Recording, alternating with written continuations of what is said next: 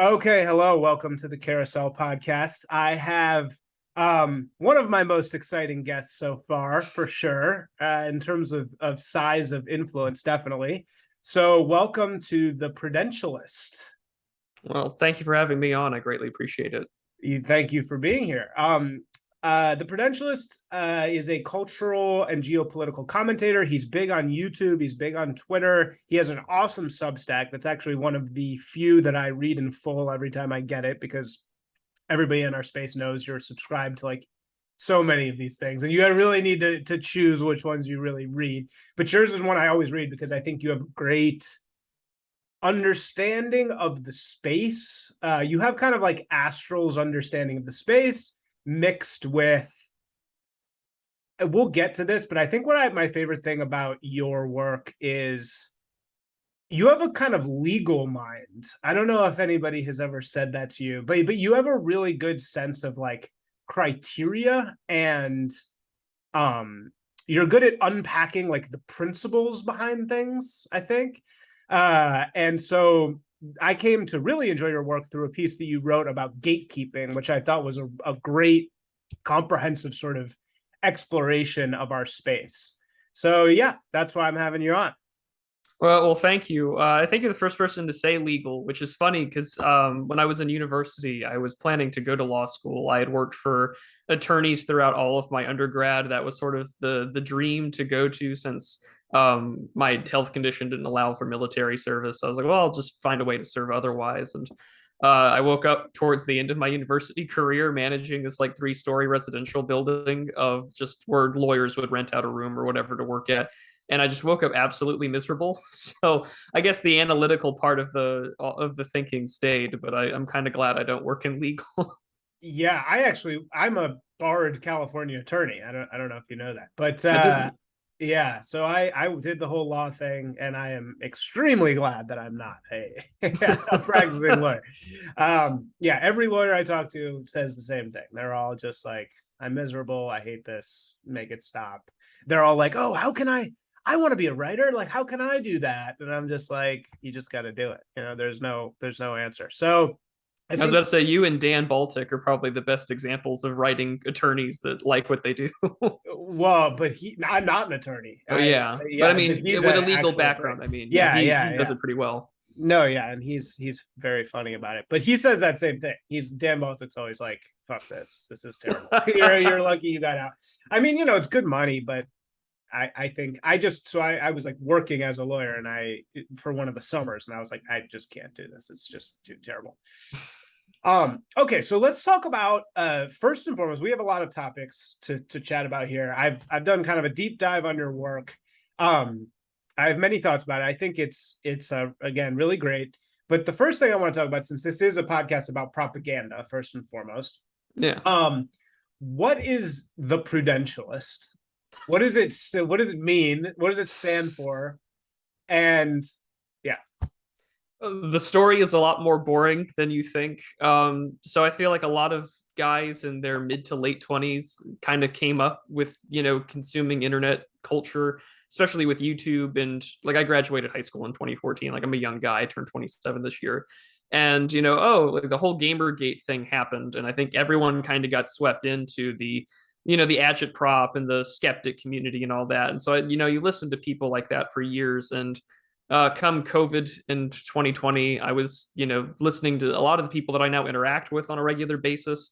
And I was sitting in this dialysis chair because I was going through kidney failure at the time. And I was thinking to myself, listening to these people, I was like, well, why not give it a shot yourself? When I lived in El Paso prior to moving where I live now, I was always the sort of odd man out politically. And so I was always asked for sort of the conservative or contrarian take on the progressive orthodoxy of the day. And so I was like, well, let's give it a shot. And one of my biggest influences of people that I like to listen to, and he's one of the few people that I will listen to in full. A lot of people will catch up on live streams and do like 2 times speed or whatever. I'll listen to him in full and I'll read his work in full. And that's a gentleman named The Distributist. He also goes by Dave Green. And he's a really good writer and a really good, he's got a few years on him. So like he kind of knows it as an older millennial, just how the space operates. And well, I thought, okay, well, the distributist is obviously a Catholic term. I'm not a Roman Catholic, but I went with Prudentialist in part as homage to what he does, but also because I thought the prudence of forethought, we should look back towards the past and get a better understanding of, where to go in the future. Very Burkean in a sense. When I started out, that was the profile picture was Edmund Burke. I had this like long sort of cringy script about talking about how we got to today, reflections on the revolutions in France, more like reflections on the revolutions in American culture, because things have radically gone off the rails. I don't think anyone left or right would tell you otherwise, but that's more or less how it got started. It was just I have this aesthetic of being a well-dressed sort of. I try not to swear when I give my lectures, although I'm notoriously bad elsewhere. But I try and put up a nice, authentic sort of pro-social behavior. Although I feel like everyone does like a suit and tie these days, and that can go all over the place with whoever you talk to. But that's more or less what the Prudentialist is. Well, I love it because it's really a great word for your overall, branding is an exercise in trying to put a name to something that is unnameable. You can't really, the brand is an essence of something, right? And even just the name, I've talked about this before, but there's a great biblical scholar who I follow on Twitter, and he did a whole thing about some of the first thing that God asked man to do is to name things. And he says, name them and it'll go down to the soul of that thing. And I think that the names of things really are a reflection of something platonic, whatever you want to call it, like deep in the core of what that thing is. And I think that prudence is perfect for you because it just seemed like everything about you screams prudence, which is really cool. I want to go to what you just said about being in dialysis. So do you think that, I don't know what your condition is, and I don't want to if you don't want to talk about it. I'm open about it. I've talked about it before, so that's okay. I'm just wondering, we both are face fags, for lack of a better word, and that just means somebody who is in our dissident scene but is willing to show our face. And you're saying that you were kind of had this moment, this primordial moment in the dialysis chair. Do you think that your experiences with I don't know what you would call it, but pain, has that made you more willing to take risks, to be out there and to share your perspective, even though it could get you in trouble? A little bit. I mean, I didn't start off showing my face when I began. So my very, until I think it was really until February of this year that I didn't show my face. So for the first year and some change. But so no, I underwent kidney failure. I had a birth defect as a kid that kind of made it an inevitability. And it came in the middle of 2020 in COVID. I was very blessed. I'm a rather skinny individual, so I got access to a pediatric kidney transplant, only waiting for a year. But it definitely, it gave me a perspective on life. When you have a few brushes with death in your mid-20s, you kind of want to get right with your God and everything like that. So it led to a journey back to Christianity. It led to me really kind of understanding that there is a lot more to life than I think that a lot of people take for granted. And that's really been my big thesis of 2022, is to sort of encourage this pro-social behavior so we're not as de-atomized, or as I like to say, digitally deracinated. But I mean, you get one life, and I think you should probably spend your time with it wisely, because what you do here kind of determines what happens afterwards. So maybe we should be striving towards something better. So why do you think the people in our scene are so, I think about this all the time, and I have this theory that the left likes the feeling of the safety net. They like to feel the safety net on them. They want to go there. They want to fall into it. Whereas we are the opposite. We hate that feeling. We hate the idea of food stamps, or of unemployment. We hate those safety net things. And that makes us actually too prudent, to use your, not that you are, but we're too smart about risk. And that makes it so that we're way more afraid to share because we know it's going to get us in trouble. So I guess my question is, why are so many people in our scene so, for lack of a better word, cowardly about being out.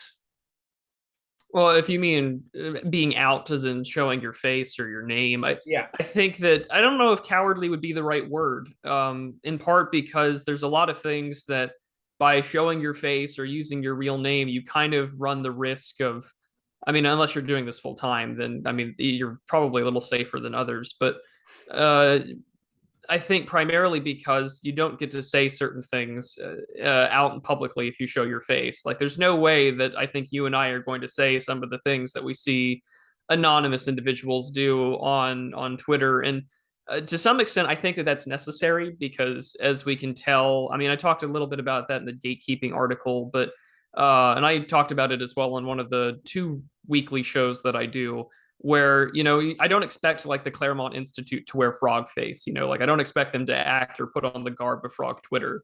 Whereas frog Twitter serves a kind of an important place in moving the discourse to further to the right, which in our current environment I think is very much necessary. And they can only do that, I think, by being anonymous. There's a reason why people will go to great lengths, people like Zero HP Lovecraft or Agippius, to use a voice changer when interviewing people, because they are probably in positions where, you know, if they were outed, that's their livelihood and whatever they're doing, their career, whatever, family potentially is out the window and they're on their ass. And so I don't know if it's cowardice. On one hand, there is the downside to it, which I've talked about, where it's kind of easy for any Joe Schmo, whether they work in IT management or they just flip burgers for $7.25 an hour, to get behind some random account and just, you know, make a space toxic or something. But I think you have to take the good and the bad, and I don't think that anonymity is something that we should call as cowardly. I think especially because there's a lot of people these days where, oh, you know, once you start doing that right, you're more susceptible to self-censorship, which I think is clear. I mean, I play by the YouTube rules, right? I don't say anything extreme in the first 30 seconds, but it doesn't mean, right, that you can't be.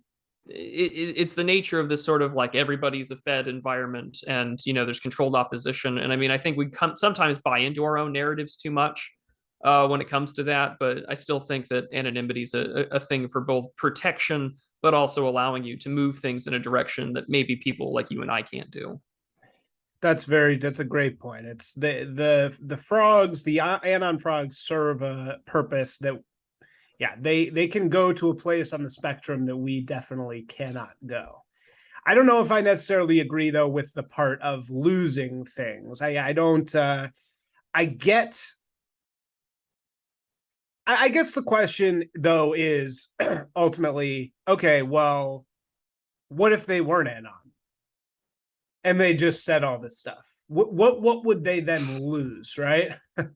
What would they then lose? Like, I mean, even BAP says at this point, I was listening to him on Jack Murphy in 2019 because I was curious, and even he says, look, being doxxed is not going to matter to me because he already has a setup. You know, he's already set up. But for the younger frogs, he advises to stay hidden. But I understand the idea of like, okay, we want to be able to access these institutions. I personally, I mean, you talk a lot about institutional capture. I kind of personally think that that's a dead end, to be honest, because I've done it.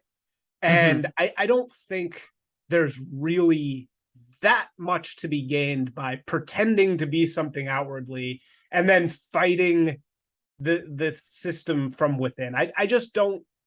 I think we've been there, and I don't think that that's really effective anymore.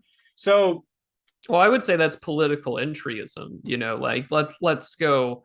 If I were to clean up my image, right, and apply for a internship or work for some, you know, big conservative law firm or whatever, right, that fights against Democrat laws or whatever. I mean, I probably would agree with you wholeheartedly. I think what the kind of institutional capture that I think I've been focusing on, or I don't even know if I want to use that term. Myself and a cohort of mine named Charlemagne wrote about this, where it's just like the online space is great because it allows for you to have a really good discussion about how to move things in a certain direction, but it also allows us to create these really insular sort of just like, like monkeys in a cage just flinging shit at each other. And that doesn't look good to outsiders, even if the ideas are great, like, oh, wow, you people really need to get your act together. And so I think what we would want is to get people that would be more privy to our ideas or causes, and those that have more sway. Because it's like, I live in the middle of nowhere. I don't live in New York City. I don't live in Austin or Dallas or San Francisco. So, I would need to, in anything that I say or do, to help get those kind of people and get their attention. And so, yeah, I would agree with you, though, that like political entryism, I feel like it's been done and tried a million times. There's a long history about it, from Pat Buchanan to Sam Francis, about how we've been, anytime that someone tries to start something up, they fight it from within, they get quashed. Yeah, so what does that mean, political entryism? So more or less the idea that either you're going to start an organization and partner with somebody, or you yourself as an individual, you're going to go work for this institution and you're going to change it from the inside. People that want to, internally reform things. I think that a lot of that's been tried, and a lot of that is sort of a dead end, I think, on the national scale. But I mean, locally, I think it has far more influence, especially for the fact that a lot of people locally in America are so politically illiterate. I think a lot of people don't realize how much power that their local county commissioner or their city council has over them. And I think that plays a huge role on that. You have to also fight alongside with the federal, because you can't take over one without the other. Yeah, I just see the victories we've had, right?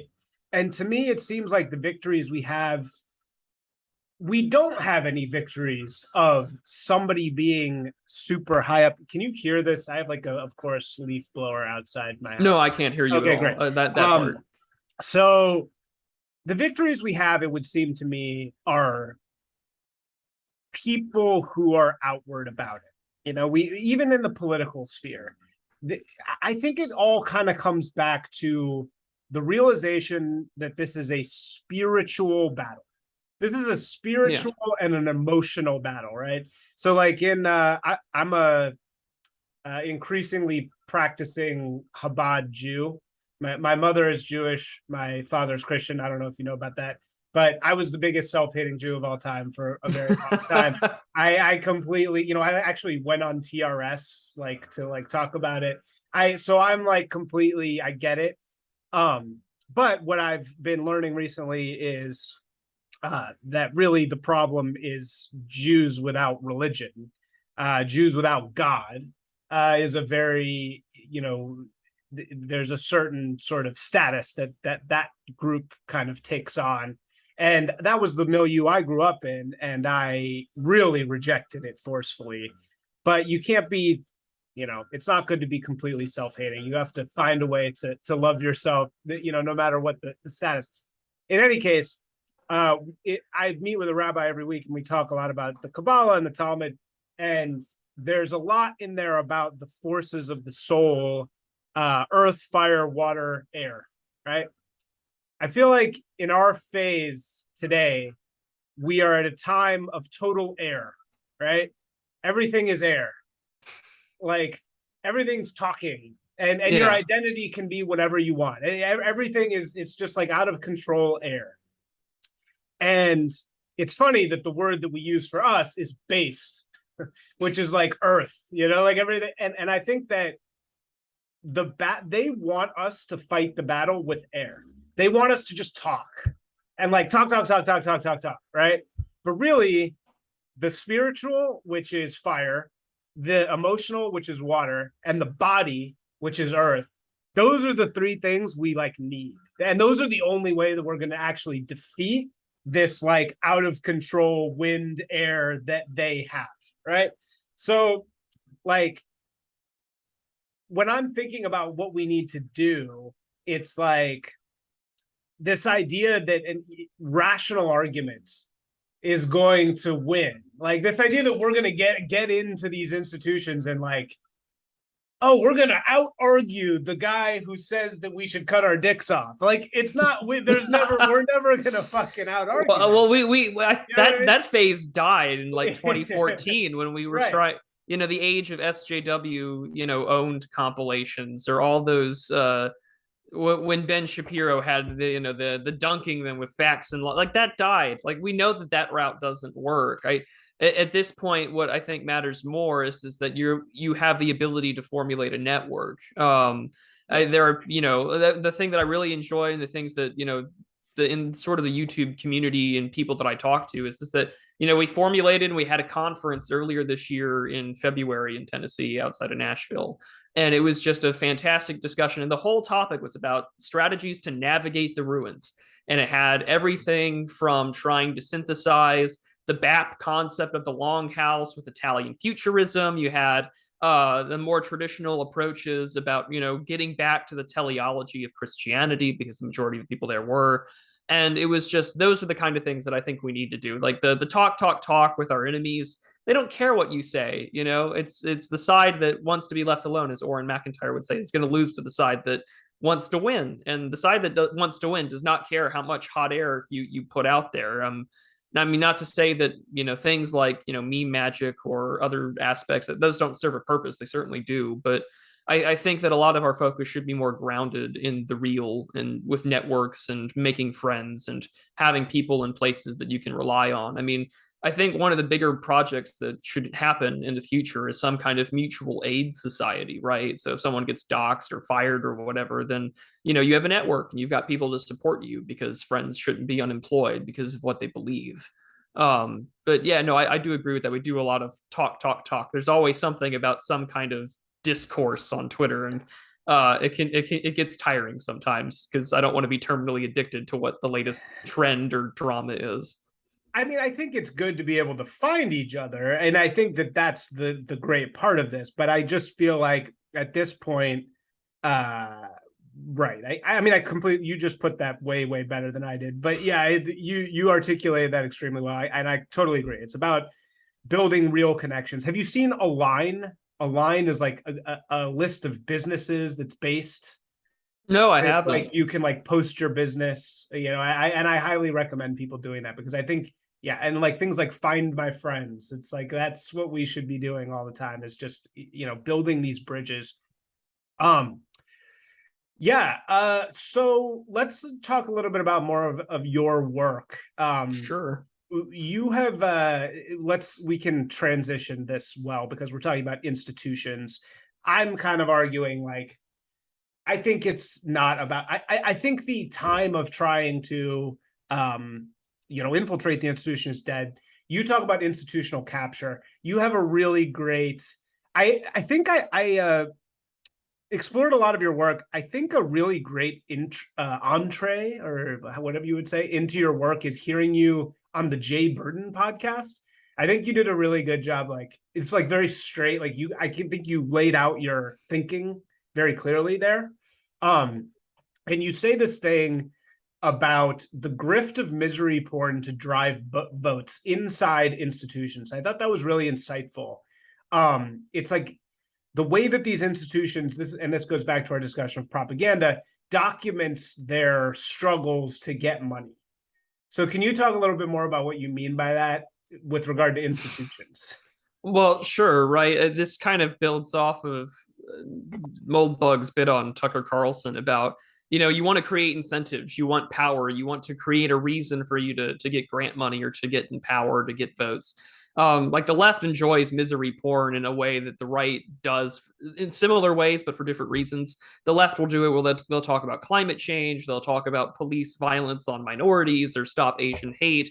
And it's just the sort of cavalcade of misery porn that's all packaged together with intersectionality. So every bit of a left-wing cause all fits together in this coalition that many groups inside the coalition kind of hate each other, but it works to sort of drive forward their idea of progress or power, or expanding bureaucracy or entitlements or benefits or whatever, and that works really well. The right does it too in a lot of ways, where I think even the early days of talking to SJWs or Steven Crowder's Change My Mind series is that we can laugh at the lunacy of these people or laugh at the absurdity, but at the same time we kind of despair over the fact that wow, This person, like just earlier, like yesterday with that Now This interview with that terrible Dylan Mulvaney character with Biden. It's just like you've been transitioning publicly for 277 days and you treat it like it's this, childlike fascination of like, oh wow,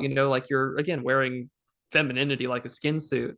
And to some extent, I think, and Zero HP Lovecraft, I thought said it best yesterday. We really need to stop putting this person out there optically, like in our minds or in our viewership, because we do, it's great to get people to join a cause or whatever, but when you're constantly feeding them over and over and over again with, say, oh yeah, they're telling you to cut your dick off, oh yeah, like they're wanting to encourage all out nuclear devastation, or oh yeah, they're encouraging these migrants to come into where you live, that way like your vote means less, or the high trust of your society decreases, right? And I think it has the same impact, kind of similar to September 11th. There was a study that came out a little afterwards where they said children that were constantly exposed to the news thought that the same event was happening over and over and over again, like the towers were falling down or being attacked. And it's like, we get it, but I don't want people to be black pilled about it. And selling this like packaged misery porn, I think sometimes really does discourage people or black pill them. And there are some that will argue that like actually like being black pilled is the first step to realizing like the work that you have to do, how serious this is. And I think that argument has a lot of value to it. I kind of adhere to it, but at the same time, I think that we can't be focused on being miserable together. I get that misery loves company, but we really shouldn't be this group of sad saps that are watching our culture or our world kind of be taken apart with a surgical knife and hormones. Yeah. And it's sort of just self-satisfying of like, oh well, there's no hope. It's just this horrible, evil thing that I can't really do anything about. So you have this other great quote of manipulation of procedural outcomes to get a desired result.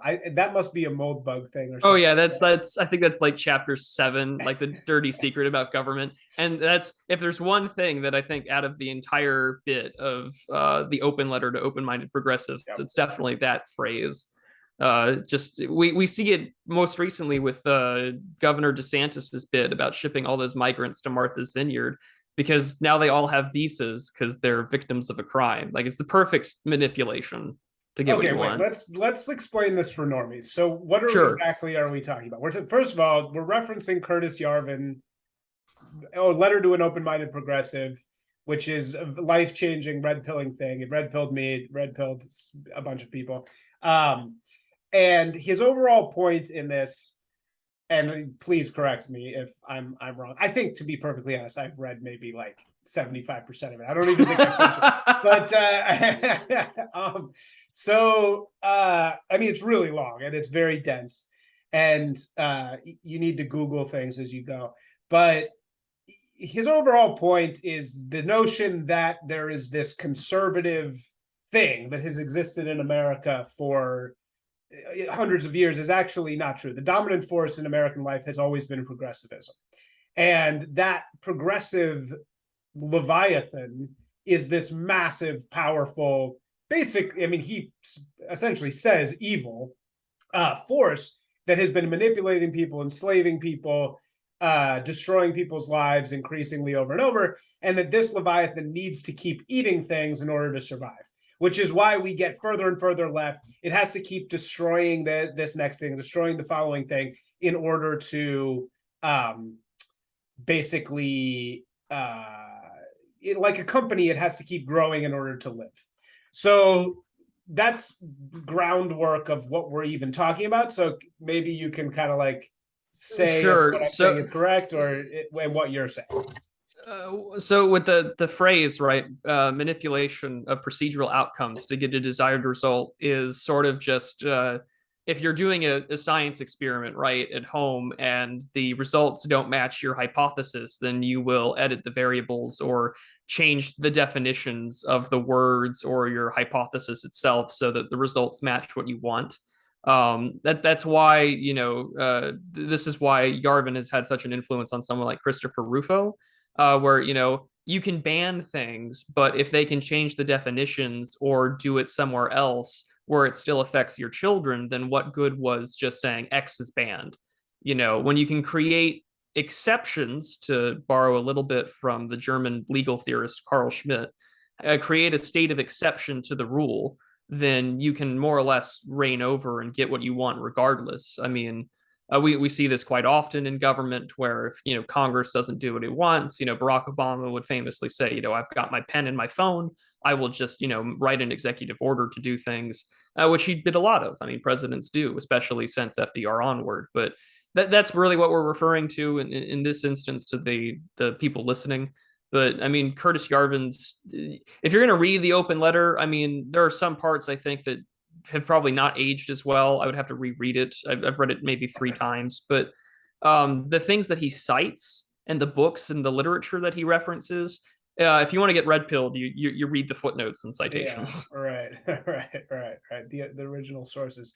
So, but let's think, is there a clear example of what we're talking about with institutions, manipulation of procedural outcomes? You said the thing with DeSantis, but I'm not 100% following. Oh, sure. So Ron DeSantis making this point, right? Well, let's just put the migrants where they are supposed, like to Martha's Vineyard, right? Like we're gonna we're gonna own the libs by putting all of these like 50 some odd migrants in Martha's Vineyard. And really, what had emerged out of this spectacle was, for 44 hours, the liberals in Martha's Vineyard got to enjoy a political orgasm of virtue signaling. For 44 hours we housed them, we fed them, this changed my life. They told me all these stories about all the coyotes all the way up to the border, and how that like they lost family. When this like very sort of like oddly cheery white picket fence way of talking about the absolute struggle that these people go through. But they managed to get sent off back to other centers and things like that outside of Martha's Vineyard. And of course, rather than say creating an interesting way to challenge the federal government, say sending them back home, what happens? Well, Ron DeSantis is now under investigation. Bexar County in Texas, where I think these migrants had originally came from before being sent to Florida, their district attorney had said that they're going to charge him. What happened to them was a crime of trafficking. And because of how our laws work, if you're a trafficking victim, we have what's known as the Trafficking Victims Protection Act, so they can get a visa that way and they can stay in the country. So now, even if you wanted to deport these individuals, they've got a visa to stay, because now we've procedurally manipulated it to say, well, actually, these guys are trafficking victims. They get to stay in the country. So that's what we're saying. We're saying that that you're saying the left is manipulating the system. Yeah, the procedural. What is a procedural? What does that mean? Procedural outcome to get a desired result? Because to me, it seems like a procedural outcome is a result. Yeah, well, yeah, but it's so say if the standard operating procedure for something allows for X to happen, but you really want Y to happen, you change how the procedure would undergo to get outcome Y instead of X. Okay, and this is what they're doing all the time. They're constantly tweaking these procedures in order to create the outcome that they want, which is that these are now trafficking victims. Yeah, which is why you get people saying like, oh, they're hypocrites because they do this, and really, if it were a Republican, I was like, yeah, we've known this forever. This is how it works, Right. So it seems like you didn't like this DeSantis move. I thought it was interesting. I thought it was entertaining, to say the least. Congratulations, you sent the people. And I mean, the debate in politics over migrants is awful, because on one hand, like, you don't want illegal immigrants in your country, but at the same time, I can't totally disregard the fact that they're human beings and that they probably have suffered to get here, or worse, they've been trafficked to get here, and our government provides incentives for them to come up here. But the move was fun. It was entertaining, yes, but at the same time, strategically, I think sending a few migrants, the busload or whatever, to say New York City or Washington, D.C. or Martha's Vineyard, congrats, you put them towards the center of power, and that's going to get the federal government's attention, and now they're going to find ways to punish you for it. And the move itself, I think, yeah, it was a nice political stunt, but what did it accomplish? They aren't going to be deported. The people that you sent over are now, they have their visas. And what makes matters worse is that we've reduced the issue of open borders on the south of the U.S. Mexico border, or on that border, we made it trivialized, and we've taken it less seriously because of it. Yeah, I see. I definitely get that argument, but what it is pure Saul Alinsky. So Saul Yeah. Alinsky's rules for radicals. I think the number one rule that is used by Hillary Clinton, the Clintons, who are basically just that's their rule book. That's what they do, is make the enemy live up to its own book of rules. So I think a lot of these Rufo type big name people, right? Like a lot of the, I actually have some personal experience with this. A lot of these like well-funded conservative operatives are using Alinsky. They're leaning full into Alinsky, and this was clearly an Alinsky move, I Oh think, yeah. from the DeSantis camp. And I think ultimately the person to destroy is Alinsky, right? That's the problem. He is the fucking problem, and anybody who's doing that is in a way only creating more issues. And I think that that's kind of what you're saying. On the other hand, I made a TikTok video out of they clearly, as you said, were having a they were loving the fact that they were housing them. And they made a video, the people of Martha's Vineyard, I think it was actually a church, of them like saying goodbye. Did you see the Te Amo video? Yeah. Oh my God. So they kind of wave goodbye and they go, Te amo. And like some young high school girls like run after the bus. And it was just so cringy that everybody who saw this video was like, these people fucking suck. Like these people are just awful. And I think that it was probably worth it just for that, because like, it was probably worth it just so now like leftists and our enemies, they all, it's hard to, most people don't know what Martha's Vineyard is. I have a ton of experience with it. I've been in this world. I know who these people are. I know how fucking hypocritical and awful they are. But your normal, everyday, average person, they don't fucking know they don't even have any consciousness that Martha's Vineyard is this like center of essentially limousine communists that is like running the country. They don't even know that. So I thought it was really good that at least those people were captured on camera being fucking hypocrites, and I think that it was like maybe worth it just for that. Maybe. I guess at the end, I mean, it's great to expose them for hypocrites and what they are. I just feel like, well, for those of us who've kind of been politically in the know, like it's good. But I mean, for mass electoral politics, yeah, I can see how that definitely serves a purpose. Right. I mean, it's not gonna I don't know. What did you think about Yarvin's piece on elves and shit? Yeah. I would simply tell your audience that I did a stream with Jeremy Carl of the Claremont Institute because he wrote a reply to Yarvin's piece and I really liked it. And I had some reservations about Yarvin's take on this. Well, you need these dark elves that are elites in the system that are actually like friendly to you, and we need to be the ones fighting the culture war. But at the same time, Yarvin's got this idea that he kind of views himself as this Coriolanus type figure where us yokels out in middle America that vote for Trump consistently or whatever, we're those Volscians that he'll never be able to relate to. And on one hand, I'm like, I get that. The odds of me really being able to relate to a Silicon Valley dissident is probably close to none. But you can't. I don't want to be ruled by people that have the same sort of disregard for me exactly. that my current crop of elites do. And that was my biggest complaint. It's just like I don't want to trade new boss, same as the old boss type situation. I would really like things to be moderately better at the very, for starters, right, for where I live, because it's just like, well, when dark elves start talking about the opioid crisis and start dealing with the issue of fentanyl being shipped into the country, where there was a drug bust, I think, in Arizona that they captured enough, they seized enough fentanyl that could kill every single American in the country. Jesus, wow. So 330 some odd million people, like that's fucking insane.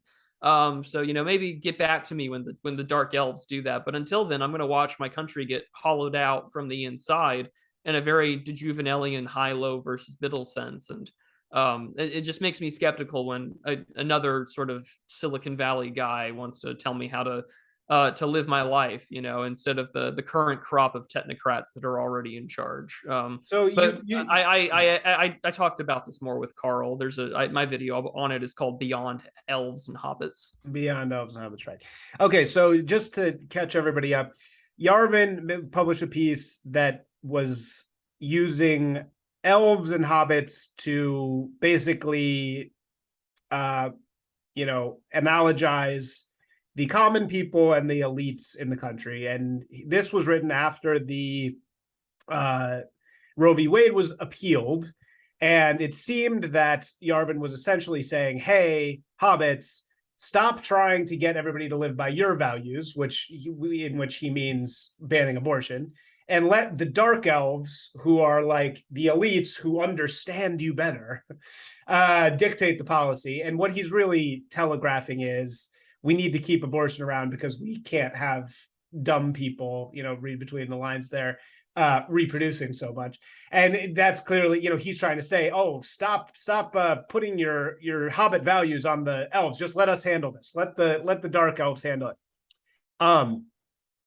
You said something about you like this thinker who I don't think anybody has ever read besides you, called DeJuvenet, who does this high-low thing. So what is DeJuvenet high-low? So Bertrand de Juvenel was a French philosopher and thinker in the 20th century. He wrote a really great book in 1948 called On Power, The Natural History and of Its Growth.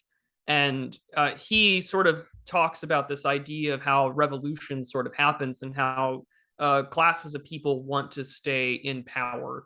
Again, I have a video on de Juvenel and how that sort of operates if people are interested. But more or less, it is the idea that there is a coalition between, say, the higher castes of society, the kings, the royal court, as he talked about, and sort of the peasantry, the low.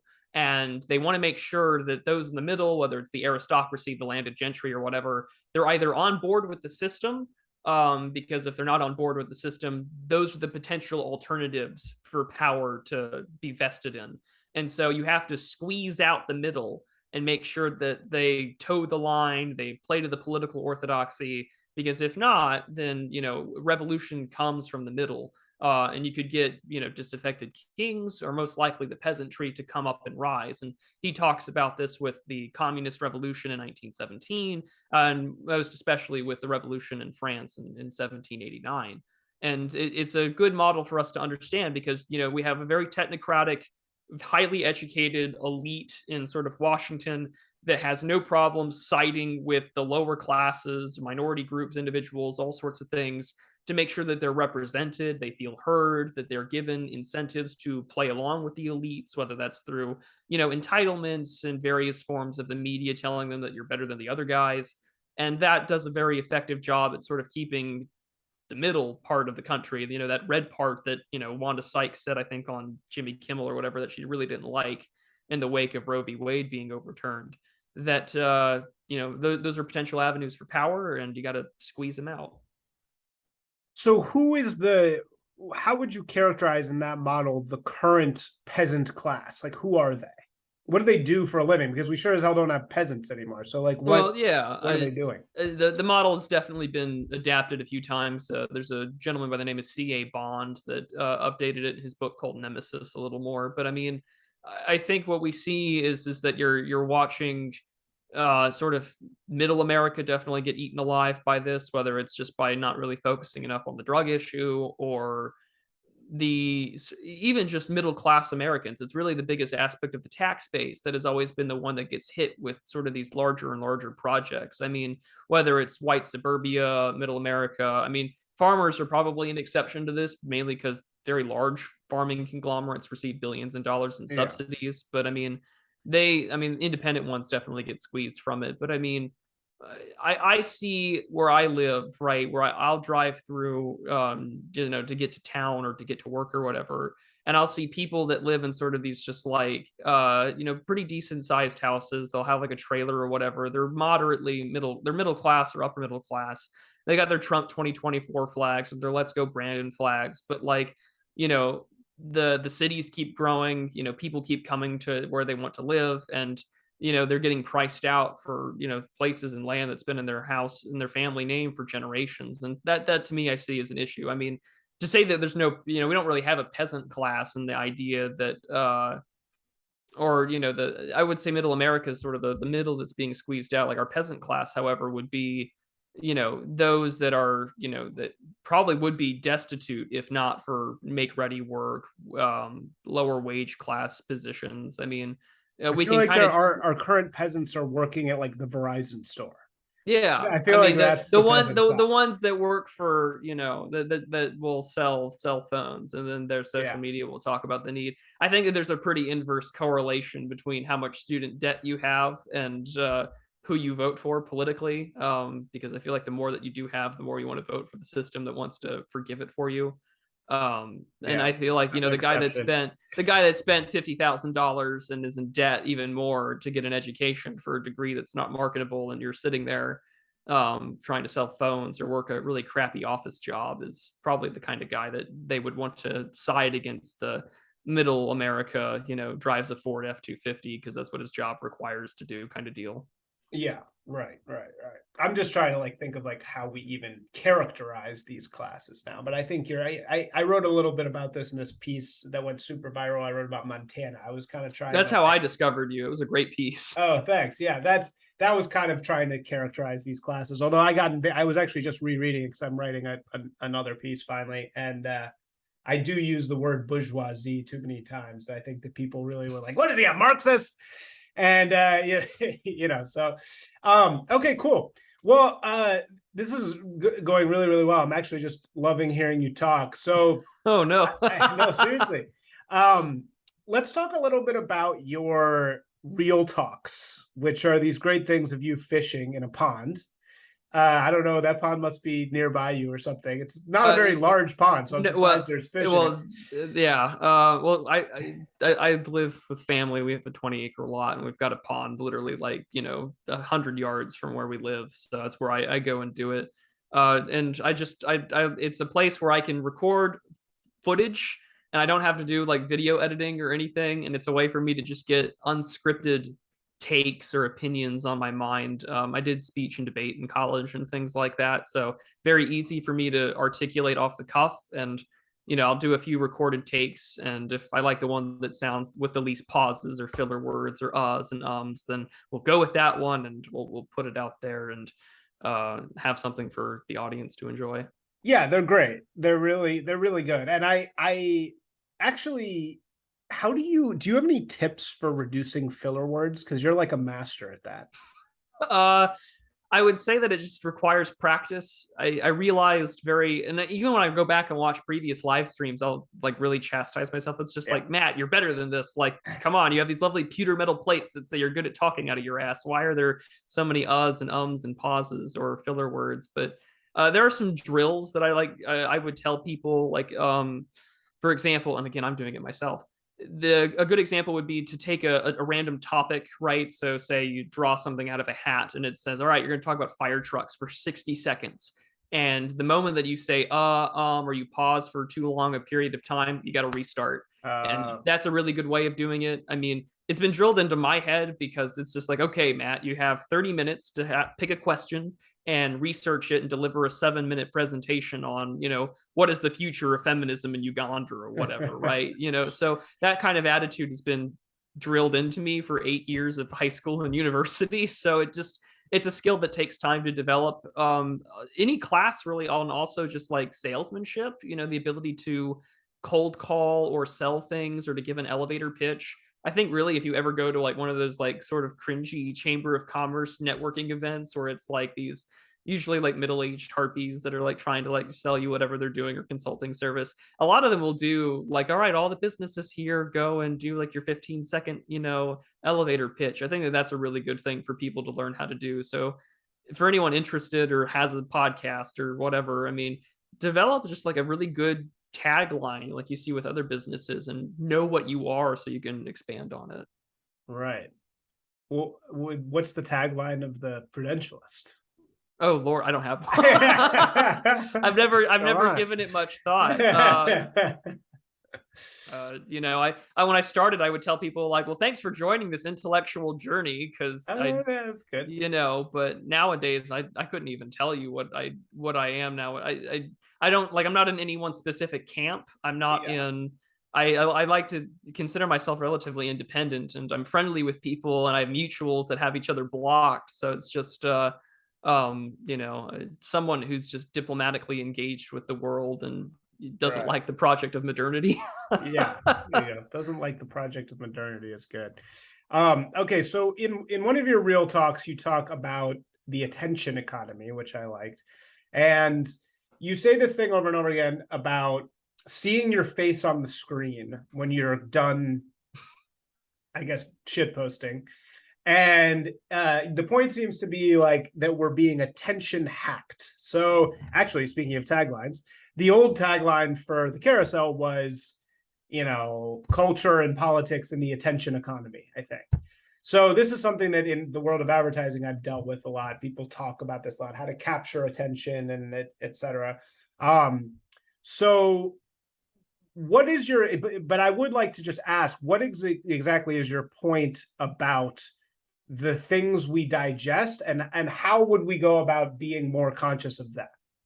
Sure. So at the beginning, what I mean about the seeing your face is that um more or less when you turn the screen off at night, right? The phone is black or whatever, and you can see the reflection of yourself on your phone screen that's now turned off.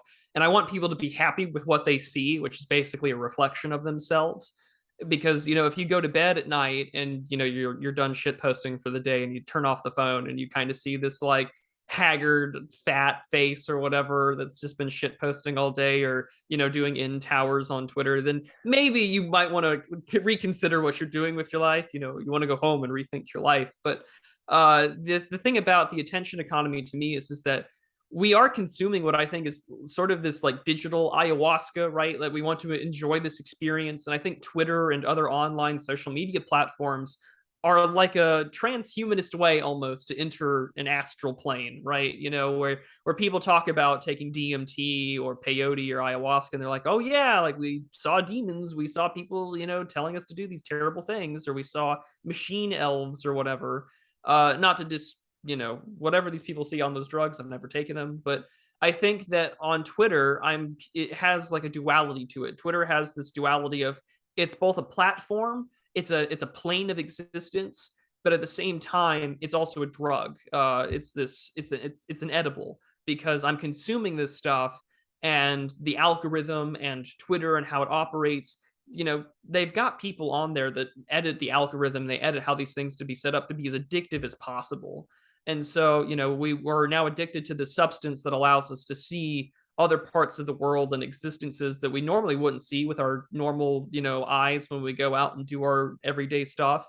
We might see something really weird or cringe on a billboard when we drive, but we may not see, the caricature of femininity, which is Dylan Mulvaney interviewing the president of the United States. If it weren't for Twitter, right?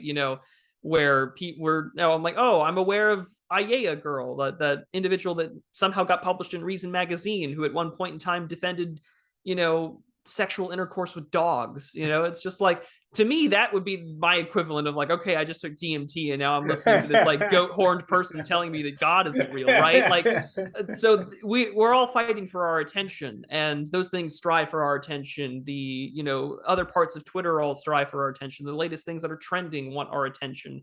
Advertising, like I'm sure you're familiar with it too. I work in like grant writing and nonprofits, so you have to sell a narrative to people. You want people's attention, and I think it does a very good job at making us so attentionally or stimulated in an overload that, oh, we're not focusing on the things that really do matter, the things that are more grounded in teleology or our own vitalist well-being, our own health, our own families, and things like that. Because Twitter has a tendency, and Twitter is probably the worst, because that's where a lot of us are, and that's where like the discourse is. Like people will say the internet's not real, but then all of a sudden, some guy named Raw Egg Nationalist has his own documentary on Tucker Carlson originals. Like, oh man, like that's like the fourth mutual that's been on Tucker Carlson originals. Like, oh wow, so maybe Twitter does have some effect on reality. But I want people to make sure that you're consuming it wisely, that you're not being so obsessed over current thing and getting excited over over current thing. And really what inspired that whole talk was I was listening to a lecture series by Father Maximus Constantus, who was an Athonite monk who kind of came back from the Holy Mountain and started really, translating a lot of work, and still he's a fantastic speaker and lecturer. And he's just like, yeah, so much of our mind is addled by this attention economy that it really does a number on your soul, and your ability to live a spiritual and prayerful life is almost completely obliterated in today's day and age. And you have to be really mindful of that. Yeah. Yeah, it's true. You're reminding me of the beginning of Astral's podcast. There's a quote that I think is read by Zero HP where he says, I'm going to mess this up, but it's something like, the internet is an ocean that we create as we're swimming in it, and in that ocean there's monsters, shoggoths, and something like that. And I think that that's kind of what you're saying, is we enter this self-created world where really there are monsters, and you can get really obsessed. That happened to me last week. It turned out that California just changed its law that so they can technically take your kid away if you don't get them gender affirming medicine. Mm-hmm. And I was just like, it affected my psyche so deeply, that I couldn't really like focus on anything else, And yeah, it's, seeing the big boobs shop teacher, stuff like, talk about monsters. Yeah. Like totally a monster, they were seeing in this ocean. And is what, like, we can know that, but how do you, it seems like, what are your tools for not letting it overcome you? Vigilance, mainly. I think vigilance is a big aspect of it. I've been primarily just looking back on a lot. The thing about the internet is that, all this information is now accessible to us. And the cool thing about sort of like right-wing Twitter is that, yeah, we can bring all these like ancient thinkers back to, common parlance, which is great. I think the same sort of applies to religious aspects. So, I've been going through a lot of religious reading, both in my own journey back to Christianity, but I was talking to someone yesterday about it, and I was reading guarding the intellect, and this was an ascetic monk named what's his name, Saint Isaiah the Solitary, and he just sort of talks about ways to sort of keep your brain and your wits about you, and your focused prayer life, and your religiosity towards God, and your to serve him with fear and trembling. And he talks about all these ways in which distractions that, as you begin to improve your relationship with the Lord, like distractions will, they'll withdraw, like the forces of evil will withdraw for a bit. He says, but they're going to come back. Like the first attack's over, the second wave is going to be stronger. You have to prepare yourself. And so I take time off of Twitter. I'll take breaks. I think that we should probably do that more. Orthodox Jews, right? They have that day where they're just like, no technology, don't leave the home, right? Yeah. No, I think that that's something that, whatever flack people on right-wing Twitter want to give me, I think that that's a very important thing to do, is that people should take days off where they're just like, I'm not on Twitter today. I'm not doing anything. I moved my whole geopolitical show. It used to be called the Sunday Stream. I moved it to now being called Prudent Observations, because I don't do the show on Sunday anymore. After liturgy, after fellowship hour, I don't want to do anything in regards to the internet. I'm barely on Twitter on Sundays, and I don't want to be on YouTube or do anything, because that's the Lord's Day. It's not my place to be doing anything. And so let's take time off. I just think that you have to be vigilant. And I think that you also need to have friends that'll tell you, like, buddy, like, come on, and that's why networks are also so important. So it's just like, when you ask yourself the question, am I really obsessing over this? Well, if you're asking yourself that question, odds are you probably are. Yeah, I think that what you're saying is the spiritual element is extremely important. And I love what you said about guarding the intellect. That's a cool, I want to read that by whatever monk that's by. And I see my friends who do keep Shabbat, which is no phone from sundown Friday night to sundown Saturday. And there's all kinds of stupid rules of like, oh, you can do this, but you can't do this. When you get into Judaism, you realize it's an extremely Jewish religion. It's like all about like exceptions, and there's the exception and the exception. Oh, well, how can we there's whole charts, it's completely neurotic. How legalistic. Yeah, it's so neurotic and so legalistic. But I will say, my friends that do, and I want to do it more. I actually did it last week. My friends that managed to keep Shabbat, they're so much healthier in their brain because they just have this day where they completely unplug. They do nothing. They're not engaged. And I think it just lets you recharge in a way that's so important and it is really necessary. So I think that's great advice, though, in terms of staying grounded and not just giving. I think the people who get really depressed in this give themselves over completely to the meme stream and they forget, they're completely in it and they're just reacting. And I think that's like the worst place you can be in. Yeah, it's more body, more spirit needs to be discipline, I think. Yeah. Okay, cool. So let's finish up here. I think I don't know how much more time you have, but I try and keep these to like an hour and a half. So no, that's fine with me. I've got a pretty clear schedule today. Okay, great. So let's kind of finish up here we talked a little bit about your great ability to unpack things and to in law, it's all about these tests, right? We all have this prong, 3 prongs. In order for it to be copyright infringement, you have to consider the impact on the market, the amount of the taking, and the intent of the taker, right?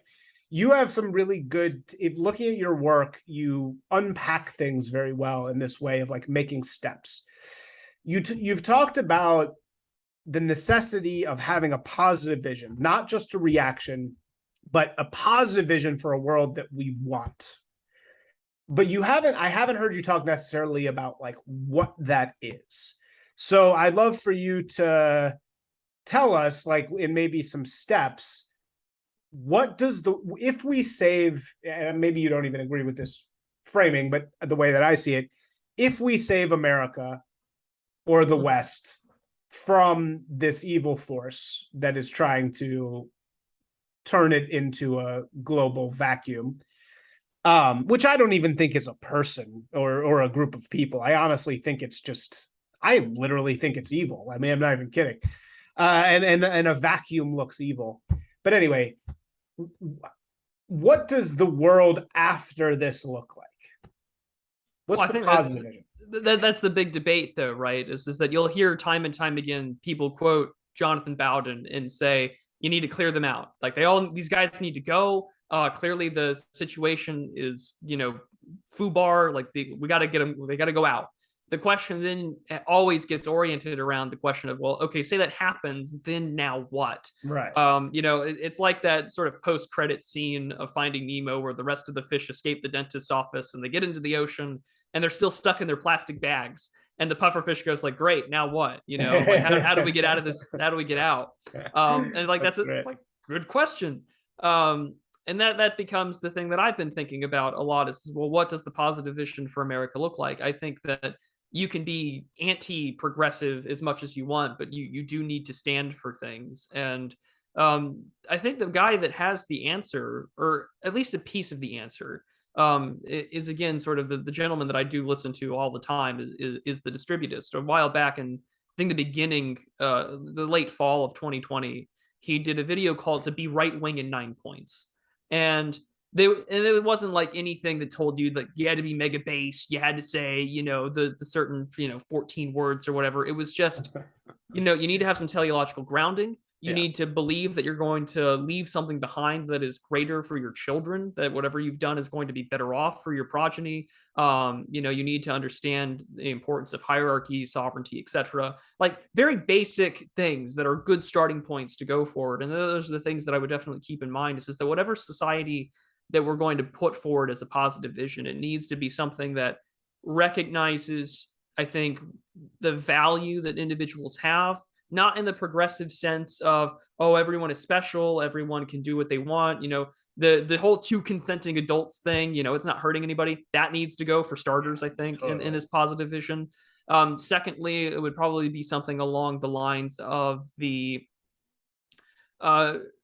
the worship of the market cannot be whatever conservative, whatever based world is going to be, right, as people like to say on Twitter. It cannot worship the golden calf of the market. I feel like what we've seen out of fusionism, this sort of combination in the 1950s and 60s from conservatives to combine libertarian thinking with, conservative social tradition. We're going to be market oriented, but we're also going to have our Norman Rockwell painting. I think what we got out of that was a conservatism that was going to be like, well, it really doesn't matter because like the nation, that doesn't matter because we got to keep the GDP up. So worshiping the line, it would definitely not be on that list of a positive vision. You're talking about the neocons, kind of. Well, yeah, Yeah. but I mean, fusionism is not just explicitly, I think, a neoconservative thing. I mean, but it does kind of come from the neoconservative revolution, and it gets its roots from Buckley, even earlier Trotsky, but that's a whole other. Ironically, Francis Fukuyama is one of the people that really got the claim going that neoconservatism has its roots in Trotskyism. But fun fact, people. But that's the thing, though, is that I have to recognize that whatever my positive vision may be, or whatever I agree with, isn't going to be the same as, say, my friend in Oklahoma, who we probably agree on like 90% of things, but like we also are, very different kinds of Christians. And so that comes to in mind. So as for a positive vision, I think that it would have to recognize the importance of social hierarchy, the fact that egalitarianism is a big factor as to what got us to where we are, and that we have to be mindful of the fact that what's most important is what comes after us. So very family oriented. How do these policies operate, and what are their impact more specifically on a man's ability to be, a provider and to help raise a family accordingly? Because, we live in the ashes of the sexual revolution. We live in the ashes of a lot of the things that have come out of, like, not to sound like I'm being like pro Ted Kaczynski, but I think more Wendell Berry. It's just like a lot of the things that we've said in the name of technological and social progress have not improved upon the previous technology, right? To go with IP law, how does this improve from the current, patents that are out there?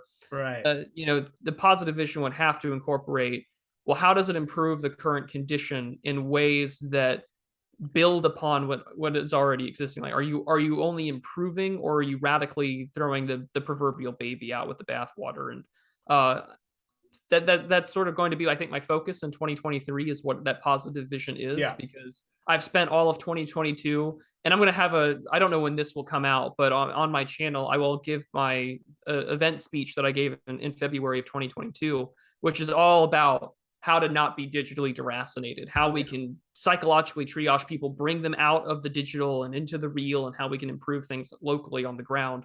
Because, that's been my big talking point out of 2022, has just been clearly, the online is good, but we also need to focus on what's right outside our windows and focus on community building. And then, okay, now what? That'll be, I think, the project going forward for me as the Prudentialist is, what does that positive vision look like for Americans? Because our problems are very uniquely American. The entire span of the continental United States is basically the length of the continent of Europe. To Americans, 100 years seems like a long time, but to Europeans, 100 miles seems like forever. I can drive across the entire state of Texas, and if I were to put that same distance in Europe, I could drive basically from the Pyrenees Mountains to Switzerland in one drive, of like 14 hours. So those are the things that I think I'll be working on in the future, is that positive vision. That's cool. I think that all makes a lot of sense. It makes me think of things that actually can be done. And the two things that come to mind listening to what you just said, because you're talking about localism. I think localism is a massive part of it. Simply ending foreign investment in local real estate. Yes. And I think the funny thing is, everybody on the left and right all wants that, pretty much. I mean, it's like maybe as you were saying, the neocons, what'd you call it? Would you use the word? Fusionists. Fusionists. Maybe the fusionists don't want that, but I don't think anybody now wants there to be Chinese investment in large real estate investment trusts making shitty condo buildings in your neighborhood. Well, yeah, and that Who would wants be that? No one. yeah, You that'd know, be like, the positive vision. Yeah, so I think that banning that is like one thing we can do. Second of all, in terms of the great removal, the great purge, I think I'm with that, though. I agree. I think we have to do that. I think that's Same. the only way. Yeah, what? I said same. Yeah, Yeah, you have just to clear out the people that are selling out large just swaths rotten. of Yeah, land you know, to the Chinese. Exactly. They're rotten people and they just have to go, you know, and they just have to pay, you know, like they have to pay for these ridiculous ideas that they have. And so I think those are two things that can actually happen. We're just talking about the purge of the bureaucratic managerial class of these people who are, you know, the head of a million institutions, and they're just forwarding this far left ideology that nobody wants. Nobody likes this shit. And yet they're the ones that are kind of in control. So it raises the question then, and this is a point that I really wanted to make with you of the how, right? How do we get these people out?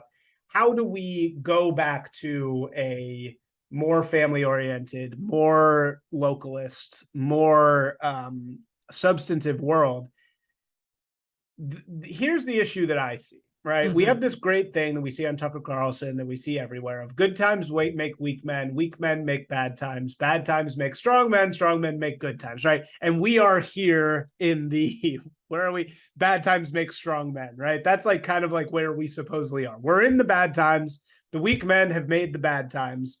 And now we're trying to figure out how to return things to the good times, right? The problem that I see with that is that the weakness of these times, the badness of these times, we keep trying to use historical, even what we're talking about right now, we keep trying to use historical references. Everybody's always talking about Rome. Everybody's always talking about, you know, the American Revolution, the other times. Our time right now is really different than any other time. So whatever this change is going to look like is going to have to really not look like the times of the past. And the three differences I see with this time are: one, women. We have women. In prior times, we were talking about women in what, 5% of you know, institutional positions of power, maybe. Now we're talking about like 60. You know, we're talking about 50, 60%. And no one has addressed this. Nobody, no academic has come along and said, this is what a power structure of women looks like and how it differs from these power structures of the past. I think we're doing it with the idea of the longhouse. That's what we talk about when we're talking about the longhouse. But inevitably, when you stuff a power structure with women, I'm not even saying good or bad, it's just going to be a completely different thing. It's just going to naturally be different. Two, we're talking about abundance. We're in a period of mass abundance. Times in the past, they've never dealt with that. Times in the past have always been scarcity environments. So like, I look a lot at the artists of our time and I see so many of them are sober, which I find to be a really interesting like difference from these revolutions of the past where everybody was drunk, right? Because I think it's almost like, in order to fight it now, you have to be more sober, not less sober, you know, almost. And then three, obviously, the obvious one is the internet, right? It's connectivity. So what can we do? And obviously, you don't even, this is not something that you need to answer, but I'm just wondering if we can talk about maybe how does this fight differ than the ones of the past, given some of these new factors that we have to deal with? Well, I think the three that you definitely outlined are the key differences. I would add globalization maybe to that third one, because the internet, can connect me anywhere, but like our economy is no longer, it's not a mercantile economy. It's not based on what resources you have. It's not specific trade agreements between one king and another, right? You know, it's, you know, free trade agreements and, you know, oh, our oranges come from here, or then they get sent somewhere off to be like packaged and frozen and then shipped back, right? You know, I would say that the nature of the food you're eating is literally like you're on the beach in California and you are eating shrimp from Thailand that have been thrown there. They've flown there, and it's like it's a seafood restaurant. And you're like, none of this food comes from, I could be anywhere and eating the same food. Yeah, it's a great point. That's a great point. Yeah. Yeah. So I would say globalization for sure makes it different. I mean, even the guys of the Revolutionary War, right? Like, sure, you can talk about the 7 Years' War being like the first global war or whatever, but it's just like, well, you have much bigger fish to fry nowadays because all of a sudden, why is the American government, funding things that could potentially cause, life, altering, things with pandemics and a biolaboratory in the Wuhan Institute of Virology, right? That's this. So globalization for sure is a big difference. Our techniques, not just like, oh, our machinery or, oh, the internet, but like our social techniques. I think that includes women. Like the pill has fundamentally changed women. Yeah. And there are numerous things that in studies that have shown, they pick, they'll break up with their partners when they stop doing it. It makes them select men that they normally wouldn't want to sleep with, yes. Or marry. And yeah, the matriarchal aspect of it in this sort of mix of liberation theology. Like if we could just free ourselves from these constraints, we can engage in this sort of like chiliastic future where there's peace on earth and the good times will roll and all is good. And that's where you get like the paradox of female happiness, right? Where all these liberation things have taken place, but women are more unhappy than ever. We have to incorporate those. I don't think anyone realistically wants to go back to 1896. There's probably a very small, like, a dozen people that do, but I mean, you can't go back there. You can't even go back to 1950, at least not anytime soon. And so we have to be mindful. And I think what we really need more than anything now, because of these issues, is how can we synthesize the problems of the past that we like to allude to, whether it's Rome, whether it's the 1930s and the revolution that came in the night of depression. How do we reconcile and synthesize those to the problems of today? People talk about like, oh man, like this great reset's coming. It's like, yeah, in the night of the pandemic, this revolution kind of took place. And I'm ripping off Garrett's The Revolution Was, right? That was written in 1938. And people should definitely read that because he kind of outlined how the managerial revolution took place 2 years before James Burnham did. And wait, so what does he say about that? Well, he outlines what FDR campaigned on, and then as soon as he took power, all the things that had already changed. And he was telling conservatives, and he was telling these anti-New Deal guys, you people are telling us to be watchful for a revolution. The revolution already happened, and here's how it happened, and here's what's going to happen.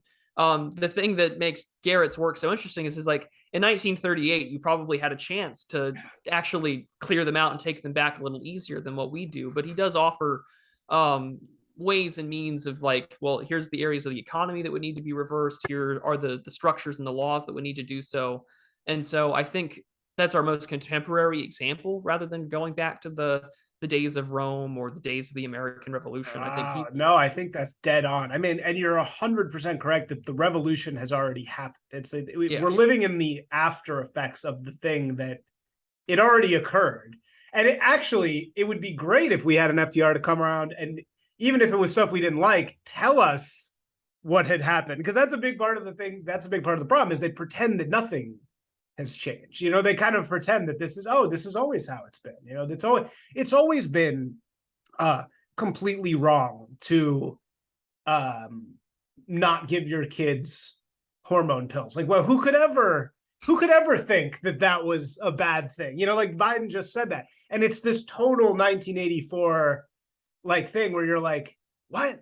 Like, you just made that up. You just like literally 5 minutes ago, you said that was terrible. Now you're saying, who would ever intervene on parents like that? And it's just, I think you're 100% correct that it's like maybe looking back to people where that same thing had already kind of occurred with the managerial revolution, whatever you call it, FDR, is a great call because it's like, yeah, it's like there's this notion of I wish they would come out and detail their ideology even or their institutional presence a little more, which it seems like I don't know if that's going to happen. But anyway, sorry, keep going. Oh, well, I mean, it's funny because you mentioned another FDR. I think that's why you get all this conversation about Caesarism Yeah, nowadays, right. where people Yeah, do want some kind of, authoritarian figure to come and change things or take over and fix the problem. Uh, I'm very cautious about that, yeah, just, I put not your trust in princes and the sons of men, for there is no right, yeah, salvation in them. But like, on the other hand, it's just like, well, you might get FDR 2.0, and we know how that kind of turned out. And yeah.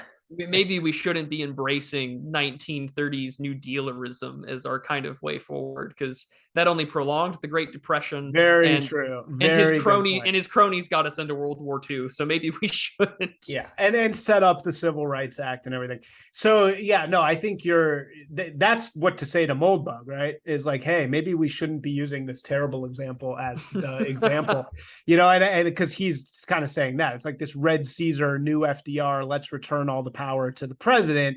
I mean, I think that's a good idea in some senses, and I can understand the desire for it because we do need somebody to come and just remove all these people. Oh, of So course. I agree with the Red Caesarism in that sense, but also, yeah, I don't think I think we need to remember this is fucking America. Like I like America. I like, you know what I mean? Like I don't necessarily need to throw out the whole project.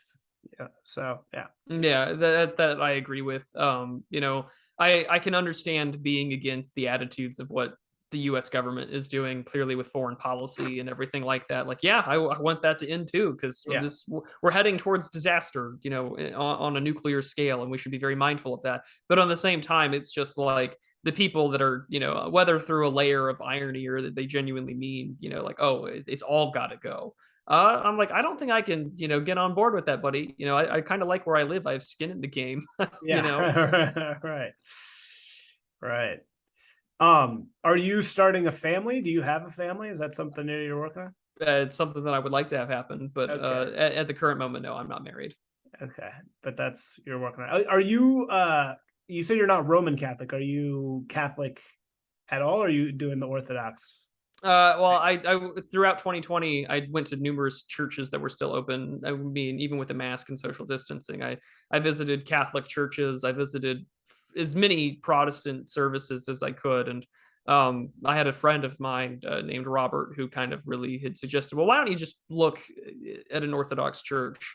And so when I went to my first Divine Liturgy, I felt at home, and so that's where I am now. Is I go to an OCA parish, and that's where my camp is settled in.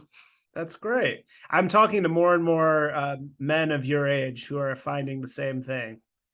I was just hanging out with a guy who I just did a podcast with on Friday, which I'll release later, and he's going through the same thing. He's like, I was shopping around, and I'm really loving the. So what's the core? It's called a what liturgy? It's called. Oh, the Divine Liturgy of Saint John Chrysostom is the one that you'll hear most of the times throughout the year, and then during Lent you'll hear the Liturgy of Saint Basil. But I mean, there's just minor differences between the two. And what But actually is that, like a sermon, or is what basically, or really, I'm entering a place where the Renaissance never happened. yeah, I'm in a position where the truth is rooted in a place where it's rooted in the incarnation.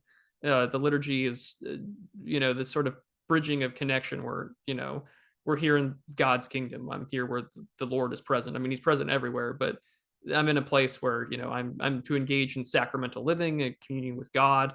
There's of course a reading from the epistle, the New Testament. There's the gospel reading, and during parts of the year throughout services, you'll hear stuff from the Old Testament. But I mean, everything that you're going to hear throughout that liturgy is rooted in the gospel, the Old Testament, the Psalter, and I mean, it is very much the continuation of the old Judaic practices before the Second Temple was destroyed. yeah. And that stuff lives on within the Orthodox Church. But it's the most beautiful thing I've ever seen. And I mean, I've been to traditional Latin Mass with the Roman Catholics, but there's nothing like it. That's great, man.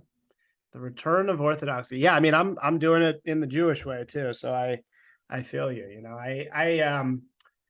Yeah, I went to a church out here just to see it called Mosaic.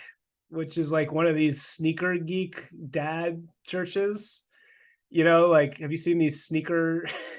No, I haven't. Although do tell. Sneaker preachers. Sneaker preachers are these like, you know, kind of like hip hop preachers who have like really nice shoes, you know, and they go like this, like they like wave their hands, and I was just like, man, this is like, I just was so uncomfortable the entire time. And then I went to the reason I started getting into this, again, I was like the most self-hating person ever, and I went to a Hasidic wedding, and men and women were separated. The men were like singing and discussing, and you know, it's this kind of combination of a people and a religion and a tradition all at once. And I was like, oh my God, like, this is exactly what a wedding should be. This is like every wedding. I go to these horrible, you know, in my world, everybody is super secular, but they want to be Jewish, but they're not, they don't even know what Judaism is. You know, my cousin got married by a literal magician. Oh my. Like he was like pulling things out of a hat. And I was like, this is just the worst thing in the world. Like, it is like so unserious, you know, it's so. And then I went to this Hasidic wedding, and I was like, oh man, but like dancing, crazy dancing. And I was like, man, this is like, but like, you know, men and women can't dance together. It's just the men dance and then the women dance, and it's like not together. And I was just like, this is so cool. Like, it is just the cool, like, this is exactly what I need. Like, and I was looking for spirituality, and I was like, okay, well, I guess I'll just start talking to a rabbi. It's definitely, I've been to a lot of secular weddings, or you'll have someone who is some kind of clergy or ordained somewhere to do it, or I've been a witness to courthouse weddings before, but I definitely had a very similar feeling going to an Orthodox wedding service at our parish. A young couple had recently gotten married, and the procession and the prayers and the reading from Ephesians and the reading from the Old Testament and prayers for many children and for a long life together in service to one another. And, you know, to love your wife as Christ loves the church, as he tells the man, and the wedding crowns and everything that come with that. It's just it's beautiful and regal, and but most importantly, it puts us back where we should be grounded in, which is, again, that teleological grounding, our relationship to God. Yeah, totally.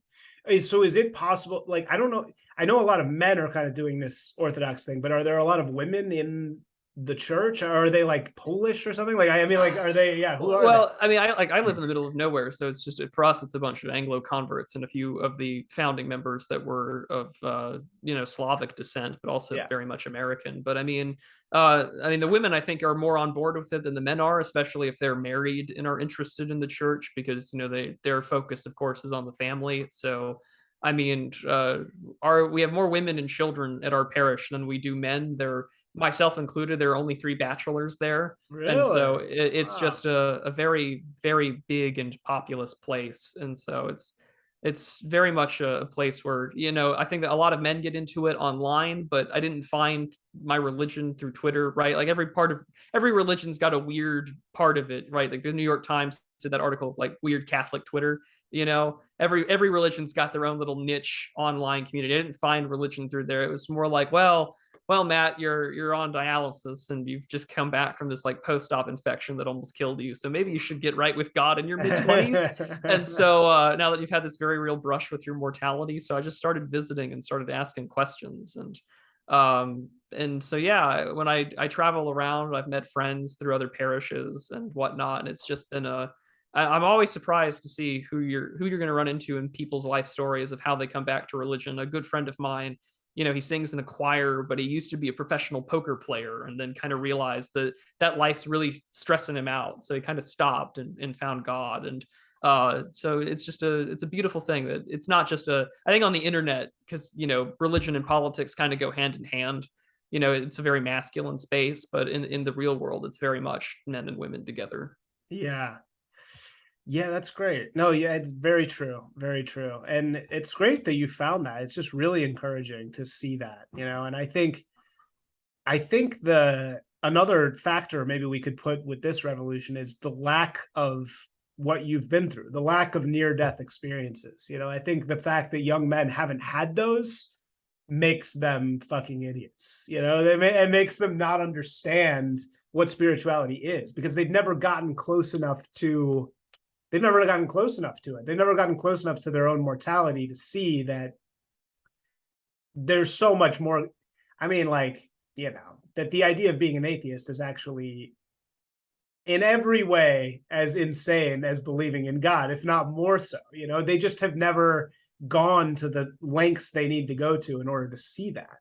And I think it's great that you've managed to like get there. I'm not saying you were an atheist before. I'm just saying like you've seen the importance of it, I guess. Well, yeah, I mean, I was raised non-denominational Protestant Christian. I was very much sort of this agnostic, libertarian, cringe kind of new atheist type in my high school and college years. But yeah, no, this was definitely the wake-up call. I mean, you saw this with COVID where all these crazy libs telling you to mask up or yell at people. Yes. Like they were so afraid of death. So afraid of death. It's like I don't fear dying. I fear the judgment that comes afterwards, but I don't fear death. Yeah, right? Fear God. Fear God, not death. And it's living your life of crawling around the earth, being terrified of death is the dumbest fucking thing. It's so animalistic.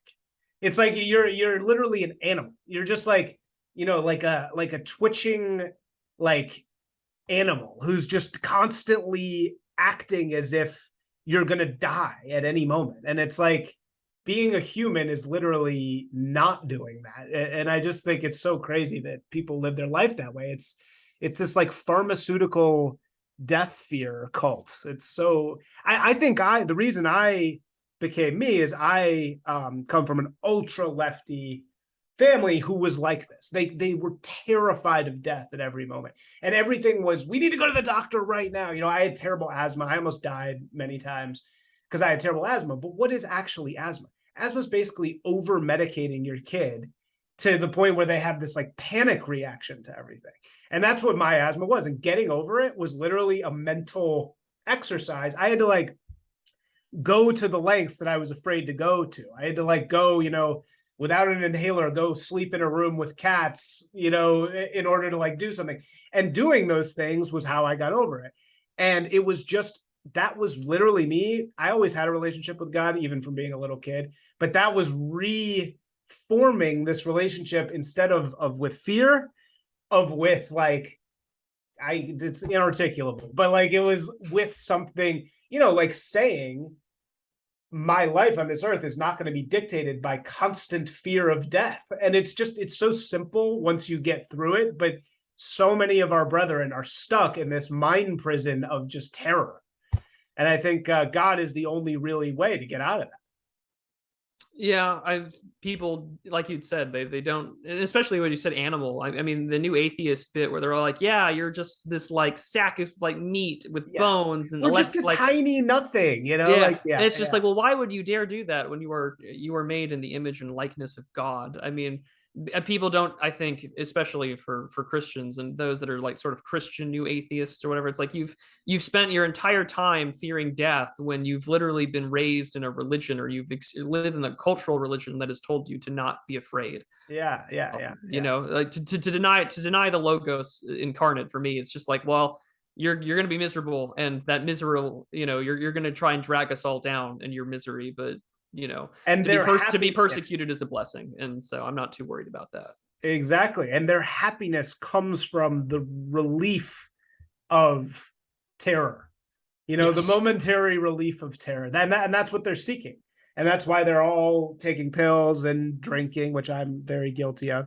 But, they're seeking the release of terror. And that's such a stupid, shitty way to live your life. And since finding spirituality, for me, man, it was literally, this was happening like 2 years ago. Study the Torah every week. It was like the third leg on the stool. It's like I had the emotions, I had the thoughts, but like finding that spirituality, that was the key. And once I had that, it was like my life made sense. And, I had to lose most of my friends and family, though, in order to get that. But, I don't know. I think a small price to pay, right, in regards to getting right with your soul. How does your family feel about the Orthodox thing? I think they found it a surprise, considering that for the longest time, I would always say things in like my college years, where it's just like, well, I don't really see myself getting married. I'll become an attorney and I'll just make money and I'll be comfortable, and I don't really care about anything else. To where now I think they're rather surprised that I've done this very literal 180.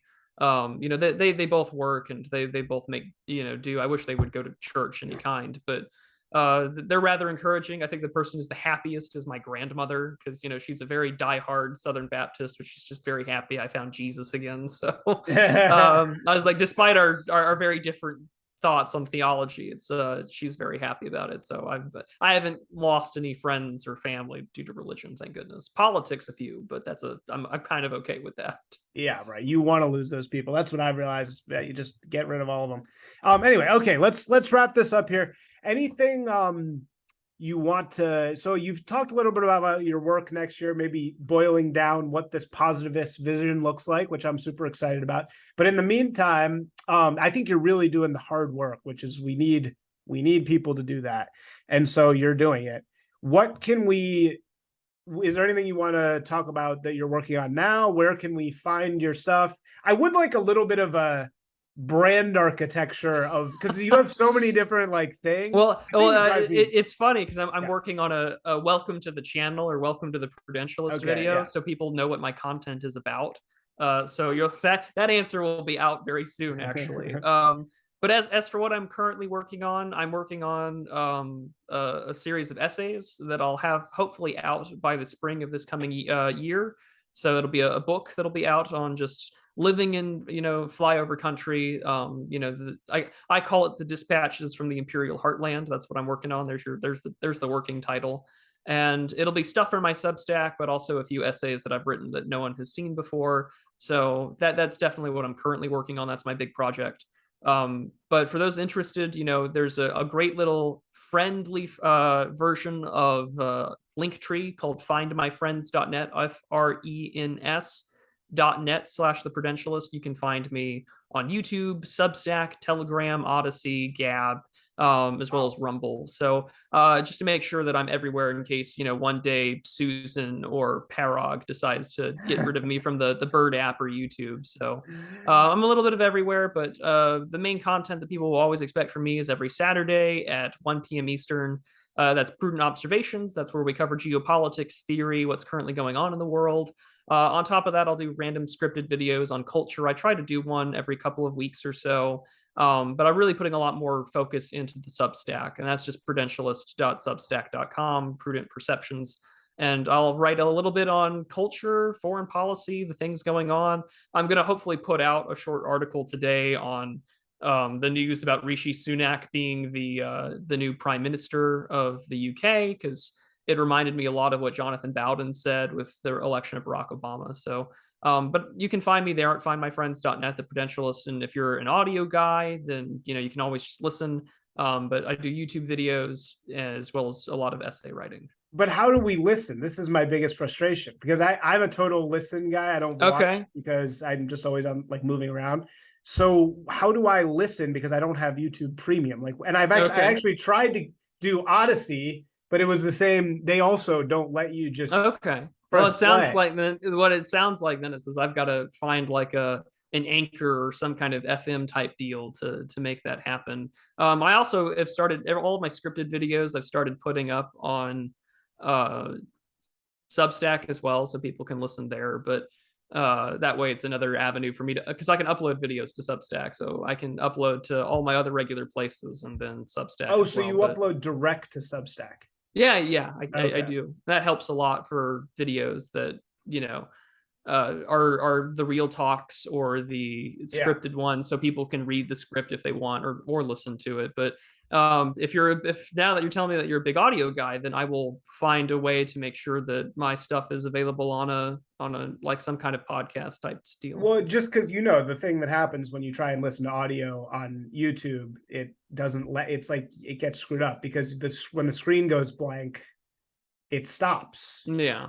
Right. And so maybe Substack doesn't do that though. So maybe I should try again on Substack, because you can't just like move around. You have to like keep the screen open, and that's the issue with it, But awesome, man. Well, I'll put all the links in there to maybe not to every single one of those platforms, but to most of them.